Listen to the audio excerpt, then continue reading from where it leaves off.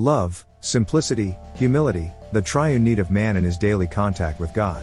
All cannot behold that divine face, for no man hath seen God, but the brilliance of the dazzling light will warm us with its effulgence, and the glance of the beloved eyes, behind the veil, will rejuvenate the heart and mind of man in his search for the truth. For remember, my children, that nothing but the clarity of truth shall lighten the way to God. Search for it, long for it, then hold it clasped in hands of love and place it as a meet gift before the feet of the Eternal One, my brother Arhura, Lord of the Amethyst solar plane, the seventh, known to you as King Arthur, will take the pencil in my place, to reveal to you the truths of the so-called Arthurian legends.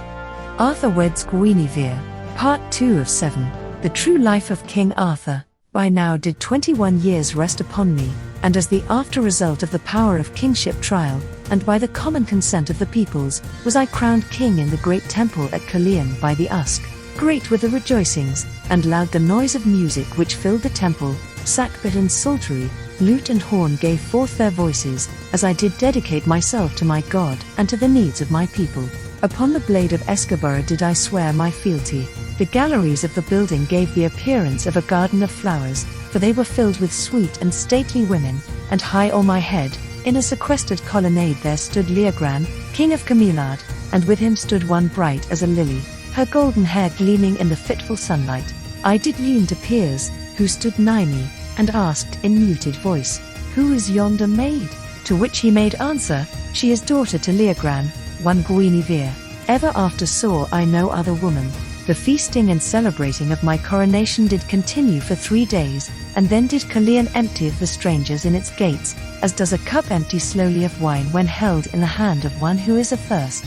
We must needs pass over the next few years, during which time did naught of consequence pass, saving an occasional repression of the Saxons who cast envious eyes upon Wessex. And then was I come to 25 years of age, and still dreaming of GUINIVERE, did I send petition to her father that he would give her to me in wedlock. I did await his answer for 3 months, and then hearing of his approval, did I dispatch my friend Lancelot to bring her to me. I must digress for a moment to tell ye of my company of the Round Table. This order was begun by me to meet the needs of succor to many, to raise the purity of the youth of England, and to create a great centre of chivalry and Christianity in our land. I did decide that we should hold our meetings in equality, and, in order that none should feel either greater or smaller, did I cause a great round table to be built with the name of each member carven upon it. 12 of us there were, pledged to God and his love. 12, the number being ever sacred to me. Thus were my knights, for upon the shoulder of each one did Escobar fall, named in this wise, Percival, Lancelot, Galahad, Piers, Hector, Ector, Boris, Elfric, Gawain, Peleus, and Benevere, myself the 12th. Of all these, my knights, will you hear more later. In Caerleon was I wed to GUINIVERE, my queen. The sainted Dubric did unite us, in the temple where I had been crowned king. I will endeavour to describe to ye the manner of this wedlock. My lily woman had dwelt within a silken pavilion before our wedding, and on the morn did I rise and wend my way to her over the flower-starred meadows. Lancelot did accompany me, and she, robed as a sunshot lily, did clasp my hand, and walk with stately step to the temple, her damsels following after. There, together, did we face the great concourse of my knights and peoples, and firstly were we united in troth, each to the other. I did swear my fealty and love to her, a very part of me, and upon her did I bestow the half of my possessions. I did vow to her the protection of my arm, and to cleave only to her while life lasted. And she, my sweet, did vow her love and fealty to me, and her womanly company while life lasted. Then after the exchange of rings, as in Yanini, did blessed Dubric place upon her head the queenly crown of Wessex, and, mid great rejoicings, did we journey back to the castle, she mounted on a milk-white palfrey, with golden and jewelled trappings, and I on my favourite charger. Thus did Queen GUINIVERE enter into 2 kingdoms, that of Wessex and that of my heart.